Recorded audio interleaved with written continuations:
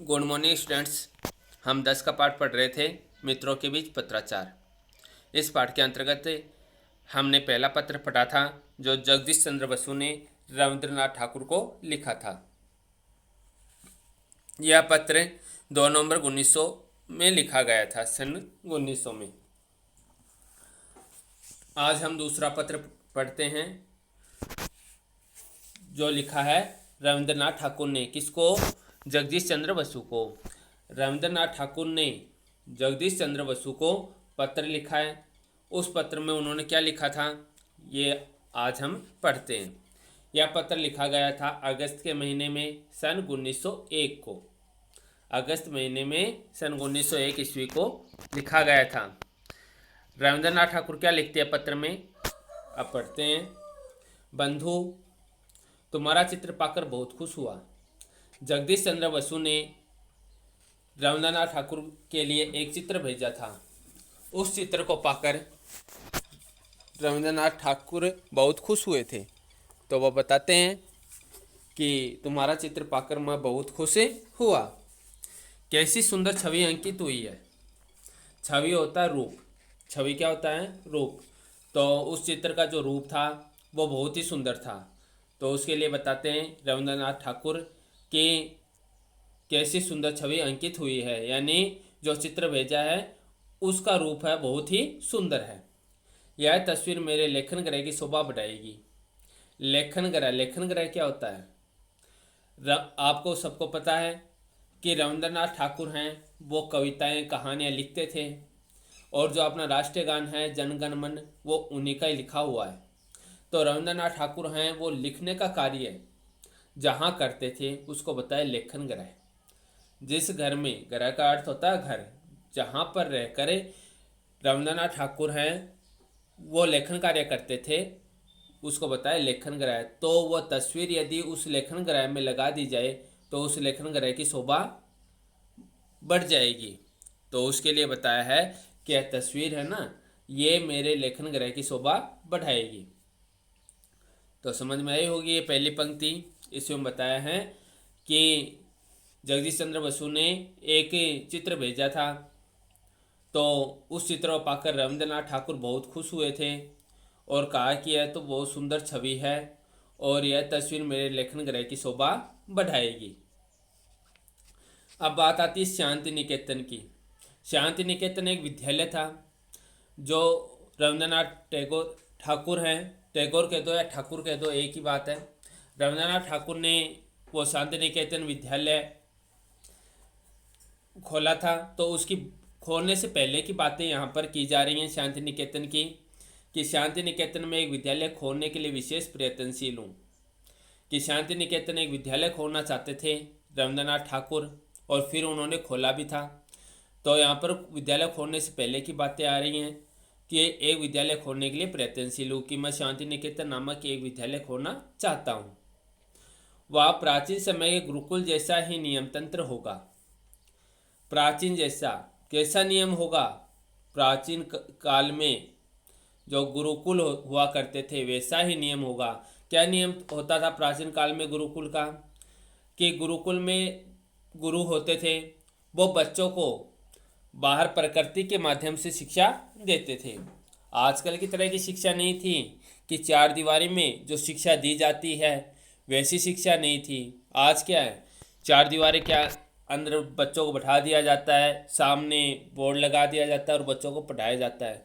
ऐसी शिक्षा पहले नहीं दी जाती थी। पहली जो शिक्षा दी जाती थी वो शिक्षा होती थी व्यावहारिक शिक्षा।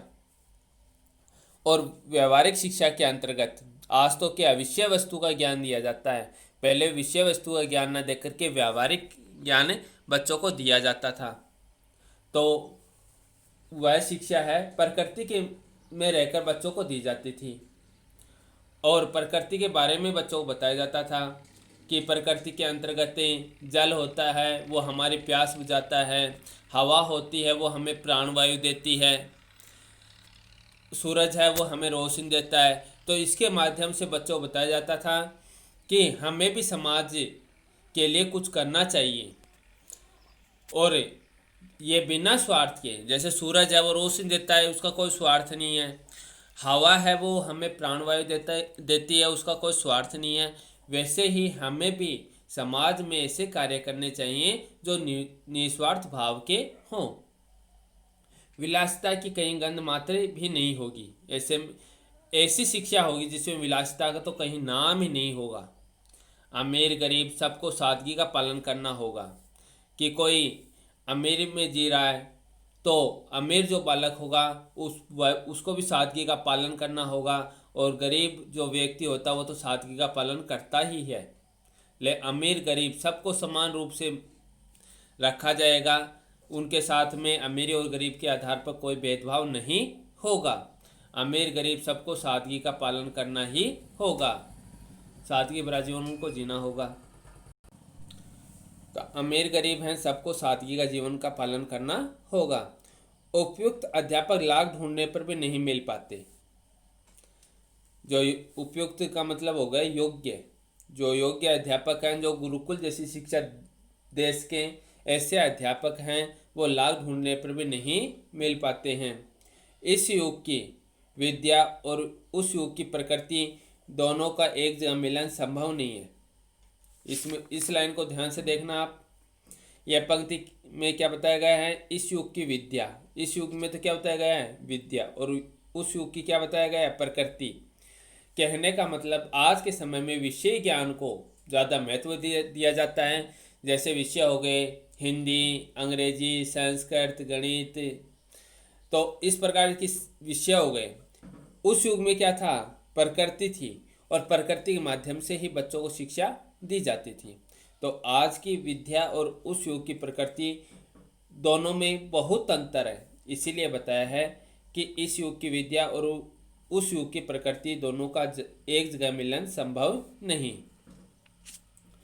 किसी महान कार्य से स्वार्थ और आडंबर को बचाकर रखना किसी अच्छा नहीं लगता। अब इस पंक्ति को ध्यान से देखना कि महान कार्य होते हैं, महान कार्य जो होते हैं उसमें स्वार्थ और आडंबर ये तो होने ही नहीं चाहिए। यदि जहाँ पर स्वार्थ और आडंबर हो गया वहाँ पर हम कोई भी कार्य नहीं कर पाएंगे। तो जब भी हमें महान कार्य करने होते हैं तो वहाँ पर स्वार्थ और आडंबर नाम की कोई चीज़ ही नहीं होनी चाहिए। तो महान कार्य से स्वार्थ और आडंबर को बचाकर रखना किससे अच्छा नहीं लगता। यानी महान कार्य में स्वार्थ और आडंबर का कोई स्थान नहीं होता है। अब तक अंग्रेजी शिक्षा हमें यथार्थ कर्मयोगी क्यों नहीं बना सकी? इसमें एक प्रश्न पूछा गया है, अब तक अंग्रेजी शिक्षा हमें यथार्थ कर्मयोगी क्यों नहीं बना सकी? तो आपको सबको पता होगा कि अंग्रेजी शिक्षा कहाँ से आई। ये शिक्षा अंग्रेजों की चलाई हुई है। अंग्रेज अपने देश में आए थे, उन्होंने ही अंग्रेजी शिक्षा का प्रचार प्रसार किया था, और अंग्रेजी शिक्षा उनकी चलाई हुई है। तो अंग्रेजी शिक्षा हमें कर्मयोगी क्यों नहीं बना सकी? क्योंकि अंग्रेज थे वो हमें गुलाम बनाना चाहते थे, और हमें गुलाम बनाने के तरीके से उन्होंने अंग्रेजी शिक्षा का प्रचलन शुरू कर दिया था। और आज इसी अंग्रेजी शिक्षा के प्रचलन के कारण अधिकांश लोग रुपयों के लिए विदेश चले जाते हैं। जैसे अमेरिका चले गए, इंग्लैंड चले गए, तो वहाँ पर वो अंग्रेजी शिक्षा के कारण वो वहाँ पर चले जाते हैं। किसके खातिर? सिर्फ धन के खातिर। इसीलिए अंग्रेजी शिक्षा है हमें यथार्थ रूप में कर्मयोगी नहीं बना पाएगी। हमारी स्थिति जो आर्थिक स्थिति है वो तो मजबूत कर पाएगी, लेकिन हमें यथार्थ रूप से कर्मयोगी नहीं बना पाएगी। इसीलिए इसमें बताया कि अंग्रेजी शिक्षा हमें यथार्थ कर्मयोगी नहीं बना सकी। महाराष्ट्र में तिलक और प्रांजपे हैं। तिलक और प्रांजपे दोनों का किस राज्य में? महाराष्ट्र में। लेकिन हमारे यहाँ वैसे कर्मठ त्यागी क्यों नहीं है कि तिलक और प्रांजपे हैं, इन्होंने बिना किसी स्वार्थ के कार्य किए हैं और त्याग भी किया है। बिना स्वार्थ के कार्य किए हैं और त्याग भी किया था। तो इसी की बात यहाँ पर रविंद्रनाथ ठाकुर दोहराते हैं कि तिलक और प्रांजपे हैं जो महाराष्ट्र के निवासी हैं, लेकिन वैसे और कर्मठ और त्यागी कहीं नहीं मिलेंगे। बाल्यावस्था से सादगी न धारण करके हम लोग सच्चे अर्थ में भारतीय नहीं बन सकते। यानी भारतीयता की जो सबसे बड़ी पहचान है वो क्या है? सादगी, सादा जीवन, उच्च विचार। सादा जीवन, उच्च विचार, ये हमारे बाल्यावस्था से ही सादगी के निर्माता रहे हैं। तो हमें सादा जीवन, उच्च विचार का रहना चाहिए, हमें सादगी ही धारण करनी चाहिए। और जो व्यक्ति सादगी धारण नहीं करता वो सच्चे अर्थ में भारतीय नहीं बन सकता। जो व्यक्ति सादगी धारण नहीं कर सकता वो सच्चे अर्थ में भारतीय नहीं बन सकता। असंयत प्रवृत्ति और विलासिता हमें भ्रष्ट कर रही है। दारिद्र्य, दारिद्र्य होता है गरीबी। दारिद्र्य क्या होता है? दारिद्र्य होता है गरीबी। गरीबी को हम सहज भाव से ग्रहण नहीं कर पा रहे हैं। हम गरीब तो हैं लेकिन हम उसे सहज भाव से ग्रहण नहीं कर पा रहे हैं।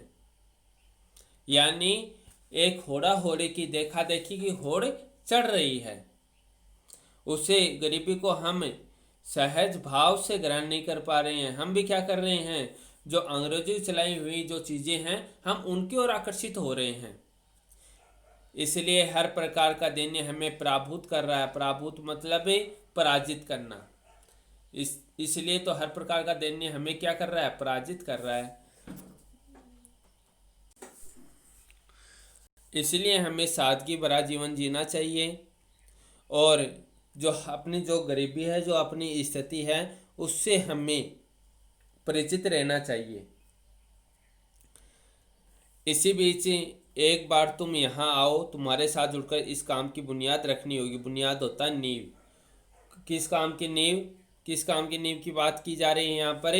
यहाँ पर शांति निकेतन विद्यालय खुलवाने की नींव की बात की जा रही है कि शांति निकेतन जो विद्यालय है वो खुलवाया जाए, उसी की बात यहाँ पर की जा रही है। तो इसमें हमारी भारतीय परंपरा, हमारी भारतीय संस्कृति, उसकी बात की जा रही है कि पहले हमारी भारतीय संस्कृति ऐसी थी कि बालकों को गुरुकुल में शिक्षा दी जाती थी। वहाँ पर गुरु उन्हें व्यावहारिक शिक्षा देते थे। आज के समय की में विषय वस्तु की शिक्षा दी जाती है, लेकिन उस समय व्यावहारिक शिक्षा दी जाती थी। बच्चों को प्रकृति के वातावरण में ही पढ़ाया जाता था। आज की अपेक्षा चार दीवारी में जो शिक्षा दी जाती है वैसी पहले नहीं दी जाती थी। तो आज के समय में चार दीवारी में शिक्षा दी जाती है, एक ब्लैक बोर्ड लगा दिया जाता है, लेकिन पहले वैसा नहीं था। पहले गुरु होते थे, बच्चों को प्राकृतिक परिवेश में ही शिक्षा देते थे। सादगी भरा जीवन उनको जीना सिखाया जाता था। सादगी भरा जीवन वो व्यतीत करते थे। और अब लोग सादगी भरा जीवन व्यतीत नहीं कर पा रहे हैं, इसी अर्थ में वो सच्चे भारतीय नहीं बन पा रहे हैं और इसी कारण हमारा देश वो पराजित अनुभव करता है। लेकिन एक बार फिर से रविंद्रनाथ ठाकुर हैं, वो इसी काम को करने के लिए इसी को एक बुनियाद से जोड़ना चाहते हैं। उस दिन सरस्वती नाम की एक हिंदी पत्रिका में देखा, सरस्वती नाम की एक ही हिंदी पत्रिका थी, उसमें देखा था मेरी छोटी कहानी। क्या नाम था कहानी का? मुक्ति का उपाय। कहानी का क्या नाम था? मुक्ति का उपाय प्रकाशित हुई। हिंदी में पढ़ना मुझे अच्छा लगा, कहीं भी रस भंग नहीं हुआ। हिंदी में पढ़ना क्या है, बहुत ही अच्छा लगता है। और रविंद्रनाथ ठाकुर की एक कहानी थी मुक्ति का उपाय, जो किस पत्रिका में प्रकाशित हुई थी? सरस्वती नाम की पत्रिका में प्रकाशित हुई थी। एक खबर तुम्हें नहीं दे पाया। कौन सी खबर? अचानक मेरी मंझली बेटी रेणुका की शादी हो गई। मंझली एक नाम आया, मंझली। मंझली क्या होता है? बीच। मंझली का क्या अर्थ होता है? बीच।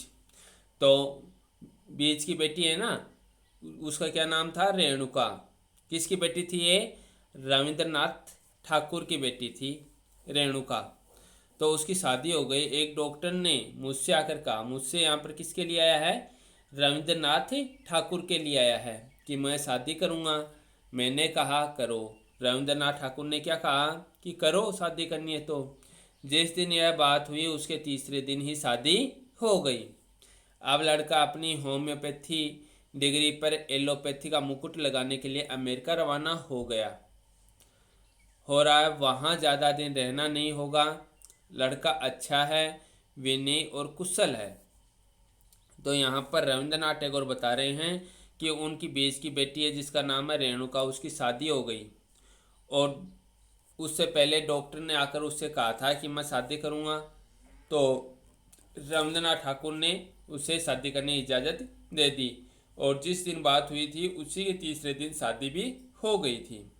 लड़का क्या करता है, लड़का डॉक्टर तो है ही और अपनी होम्योपैथी डिग्री पर एलोपैथी करने के लिए वो अमेरिका जा रहा है।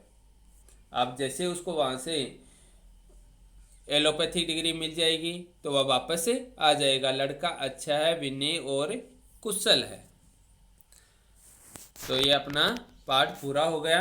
इसके प्रश्न उत्तर मैं थोड़ी देर में आपके पास भेज दूंगा। धन्यवाद।